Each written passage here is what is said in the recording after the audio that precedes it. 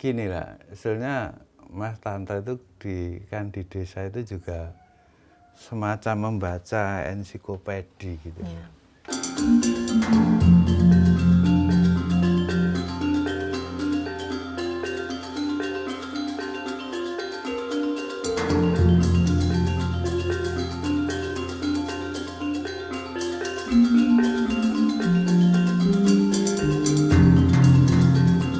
Gini ya, kalau itu menarik. Jadi setelah lama di kampus seperti itu kan, ternyata ada festival lain ya gitu. Nah itu saya bersama waktu itu kerap ketemu sama Mas almarhum Waskito itu.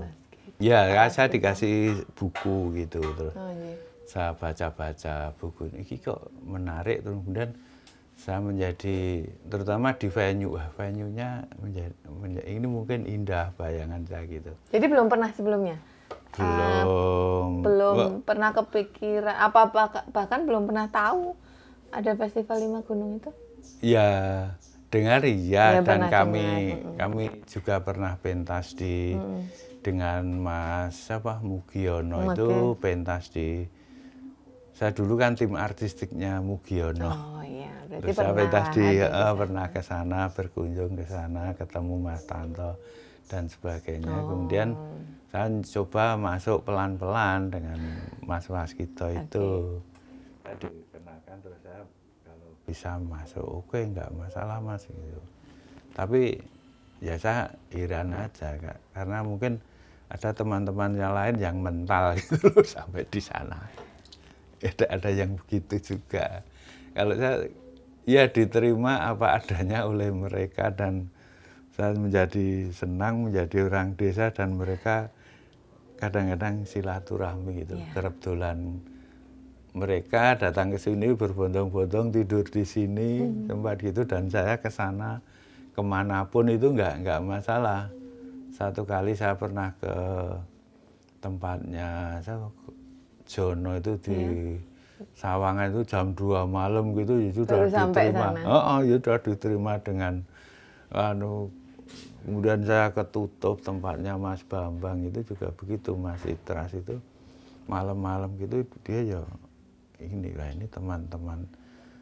Terus saya kemana ke Mas Padi itu juga begitu.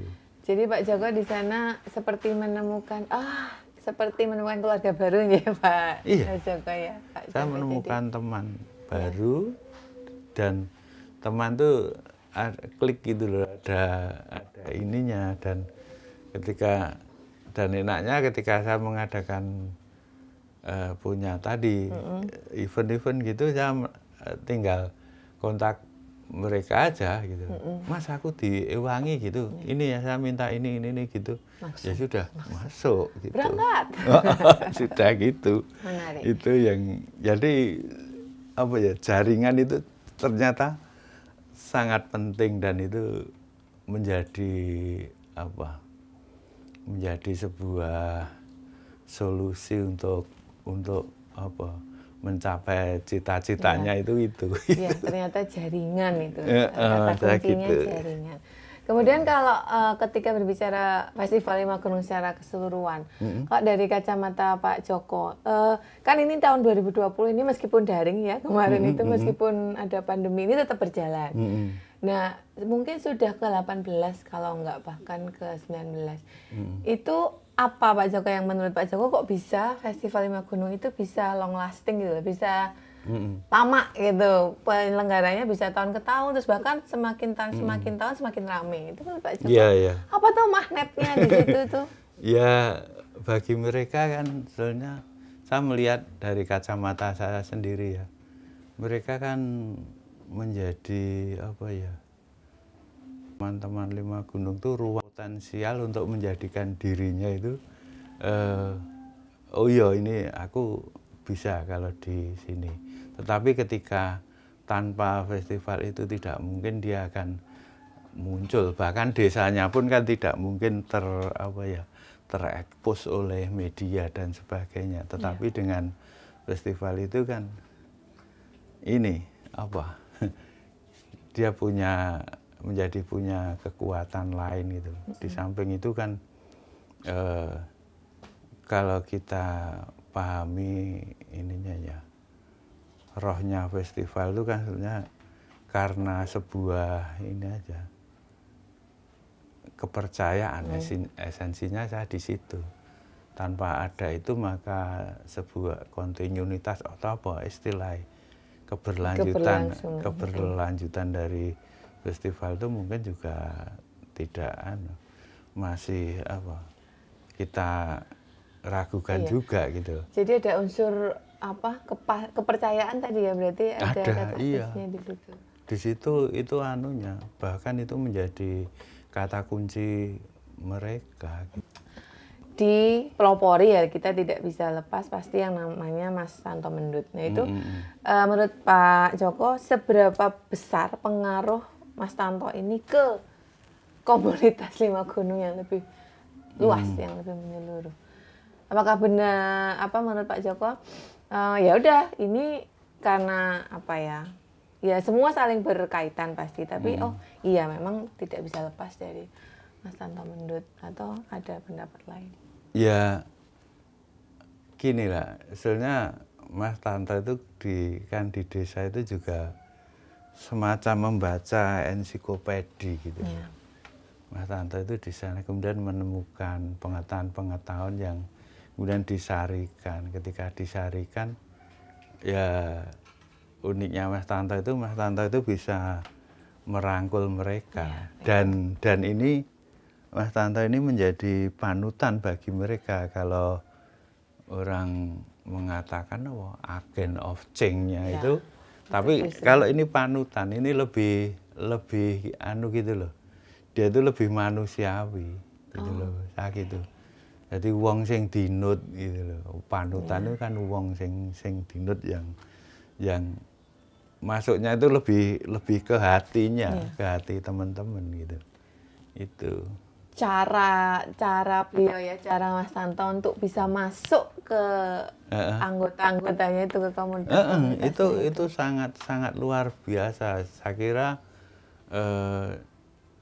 baru beliaulah yang mau berpuluh-puluh tahun untuk bersama teman-teman dari desa, kemudian mengajak mereka untuk menjadikan apa ya, dirinya itu jadi seperti menyadarkan bahwa kowe iki duwe harga diri, kasarane gitu loh, dalam tanda petik ya. Jadi kowe iki duwe harga diri dengan cara seperti ini gitu. Nah, itulah yang menjadi apa ya? Kayak kredo atau apa keyakinan itu. Jadi Mas Tanto mampu ayo kalian tuh punya sesuatu yang bisa ditunjukkan gitu ya ke semua anggotanya. Tapi itu pelan-pelan. Jadi beliau tidak mungkin gini. Kalau image gini, jadi beberapa masyarakat yang kadang mengadakan event festival atau perayaan apapun itu kan orientasinya ke wilayah ekonomi. Kalau beliau enggak. Kalau itu kan enggak. Jadi di situ mesti ada seneng dulu. Ya penting seneng. Aku nek wis dalam prosesnya nanti kan itu seneng tadi.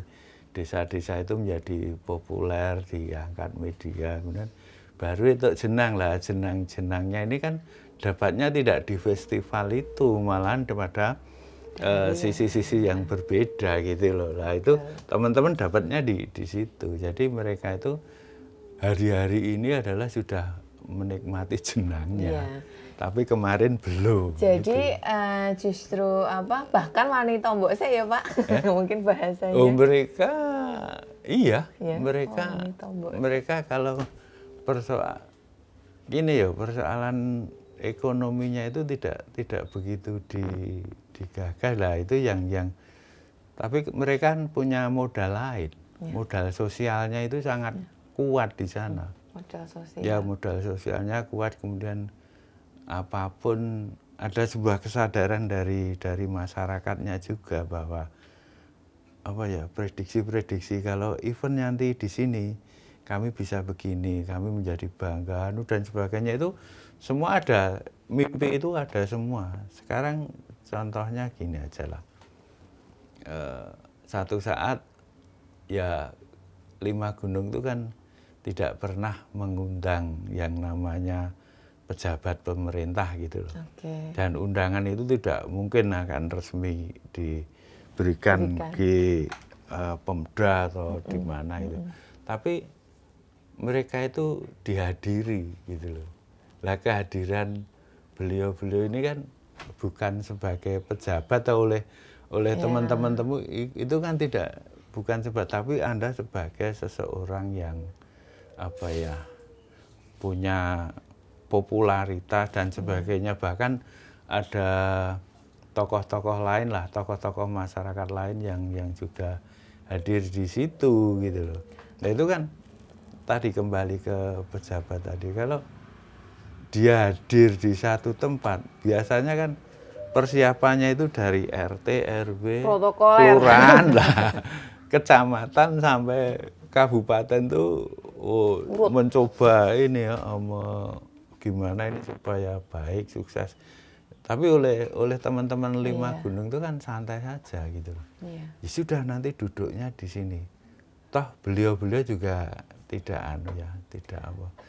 menuntut apapun. Oh iya ya, adanya seperti ini gitu loh. Misalnya ikut susuan ya, ikut duduknya, ikut susuan, ya ikut rame-rame bareng berbaur dengan masyarakat, duduk di sebuah apa ya, bambu yang hanya seperti untuk apa itu, tempat duduk tribun itu ya nggak masalah. Lah itu kekuatan 5 Gunung memang tidak berpikir persoalan apa ya tadi ekonominya, dia modal sosialnya yang luar biasa. Atau mungkin justru bisa dibilang karena bukan market oriented, bukan melihat dulu ya tadi ekonominya gimana, tapi justru modal sosialnya itu justru mungkin itu kunci ya Pak Joko, bisa keberlanjutan tadi keberlangsungan itu. Iya, festival itu kalau modal sosialnya besar itu saya kira menjadi keberlanjutannya itu lebih diprediksi itu lebih ini akan menjadi lebih berlangsung lebih lama lah gitu. Itu pun kan sebenarnya kami selain di 5 Gunung itu kan kami juga di Hari Tari itu pun sebenarnya kami juga bermodal sosial karena jaringan teman-teman dosen aja tuh gitu. Jadi kamu hadir di sini ya punyanya seperti ini gimana gitu loh. Nah, sekarang kan dan itu tidak ada kurasi yang ketat gitu. Ya misal begini, kok ada sanggar yang dari sebuah desa mendaftar, ya sudah itu persoalannya bukan persoalan baik jeleknya, tapi dia itu punya potensi untuk satu saat dia itu akan mengembangkan kesenian di sini gitu loh. Jadi tetap memberi wadah ruang, tetap memberi ruang, gitu. Tetap memberi kesempatan. Gitu. Itu berarti yang terjadi juga di Festival 5 Gunung karena kalau dilihat dulu ya Pak Joko, tahun 2000, 2002, 2005 awal itu ya grup-grupnya hanya mungkin tertentu gitu. Kemudian semakin kesini semakin banyak. Iya. Tapi kan gini, yang grup-grup, iya awal-awal kan memang dari desa-desa, meskipun pada awal-awal itu teman-teman dari Solo ya, itu juga banyak yang berpartisipasi di sana. Tapi banyaklah teman-teman yang dari desa-desa itu yang sudah masuk gitu. Dan mereka juga punya persoalan harga dirinya itu juga ada gitu. Istilah yang popularitas itu yang mencari itu atau apa, saya kurang tahu. Tapi banyak sih dari luaran. Jadi seperti yang saya katakan tadi, teman-teman tuh ketika berada di ruang festival itu menjadi percaya dirinya menjadi lebih kuat, popularitas, harga diri itu ada. Itu yang mereka ini ya, mereka dapat dan justru mungkin mereka cari di situ. Atau mungkin ada faktor lain karena Festival Lima Gunung itu lokasinya di lereng gunung. Jadi mungkin ada magnet-magnet tertentu atau mungkin ada unsur-unsur mungkin karena ya gunung budaya tertentu. Itu gimana Pak Joko? Ya karena beginilah, gunung bagi mereka itu adalah ibu gitu loh. Yang merawat mereka, yang memberi makan pada mereka gitu. Dari masa apa ya, masa kecil Cindelabang lah hingga dewasa itu dia kan hidup di lingkungan gunung, makan di situ, mendapat pengetahuan di situ, sehingga apa ya, mereka itu selalu memberi hormat pada gunung ini. Lah, ketika memberi hormat kepada gunung ini kan di situ ada sebuah penghormatan yang di dalamnya itu ada keseniannya gitu. Beberapa gunung di sana ya, jadi teman-teman itu kan setiap tahun itu kan selalu merawat penghormatan ini pada gunung itu kan selalu berpindah-pindah dari gunung satu ke gunung lain. Nah, ini misal di Merbabu itu di Warangan tuh ada yang namanya Nyadran Kali gitu. Kemudian di sana masih ada lagi Sungkem Telompa, kemudian ada Suran, ada Merti Dusun, kemudian ada yang di dekat Kopeng itu ada apa itu sih, lupa itu namanya. Tapi ini selalu dirawat, dan merawat ini adalah sebenarnya penghargaan terhadap gunung yang selalu memberi, gunung yang selalu menjadi gurunya dan seterusnya. Dan dampak dari itu adalah kalau kita kaitkan dengan komunitas ini kan menjadi saling bersilaturahmi terus. Dan di dalam silaturahmi antar gunung ini, di situ adalah muncul ini kata merawat, muncul kreativitas, terus banyak hal yang bisa kita tarik di situ dari peristiwa itu gitu. Jadi kembali lagi bahwa karena mereka menganggap bahwa gunung adalah ibu mereka, betul-betul sebagai ibu mereka. Jadi ini adalah embrio dari festival itu. Itu yang mungkin itu ya, justru mungkin cara mereka berterima kasih mungkin salah satunya. Iya. Bersyukur atas yang selama ini mereka dapat. Ya, seperti gini lah. Saya tadi kan ngomong kalau ini sebagai ibu gitu. Ketika dia tidak pernah ngomong erupsi gunung meletus kan nggak pernah. Dia selalu ngomong ini lagi munjung gitu loh. Munjung itu artinya kan dalam bahasa Jawa itu memberi toh. Iya, jadi ketika memberi itu sebenarnya bahwa gunung itu baru memberi batu, memberi kerikil, memberi pupuk, memberi pasir dan sebagainya. Dan itu pemberian itu kan tidak hanya sekali itu habis, berpuluh-puluh tahun tetap menikmati pemberian itu tuh. Dan itulah sebenarnya sampai pada penghormatannya sampai sejauh itu gitu. Menarik sekali. Ya. Justru mereka membaca erupsi itu tidak sebagai sebuah yang ditakuti kemudian itu sebagai bencana, tapi justru itu tadi si ibu sedang memberi, ini tak kasih pasir, tak kasih batu gitu ya Pak. Jadi misal kita banding-bandingkan lah dengan orang-orang yang di kota. Kalau itu dalam kata bahaya dalam tanda petik gitu kan, orang kota itu tiap saat lebih berbahaya ketika naik mobil, ketika naik kendaraan itu satu saat tapi kalau orang gunung kan itu prediksinya kan 8 atau 12 tahun sekali toh. Itu kan, dan dia baru merasakan itu, tapi ini cerita mereka juga. Jadi versi mereka itu seperti itu ya. Mungkin satu statement atau satu dari Pak Joko untuk ini Festival Lima Gunung atau festival secara keseluruhan apa Pak Joko? Satu yang bisa mungkin dirangkaikan menurut Pak Joko. Ya gini lah, festival itu ya kalau akan berlanjut ya mesti ada ada panutan. Kemudian di situ festival itu akan berlanjut, coba kita melihat akar dari kesenian itu ada dari mana. Nah itu kalau itu, kemudian yang ketiga tentu jaringan itu sangat penting gitu. Nah kalau ini semua sudah tercapai, saya kira mungkin itu ini bisa terus berlanjut. Oke. Siap. Jadi itu yang bisa digarisbawahi untuk apa menurut Pak Joko Festival Lima Gunung kok bisa long lasting tadi, terus kemudian bisa mungkin festival secara lebih umum itu paling nggak ada ciri-cirinya tadi yang sudah disebut Pak Joko.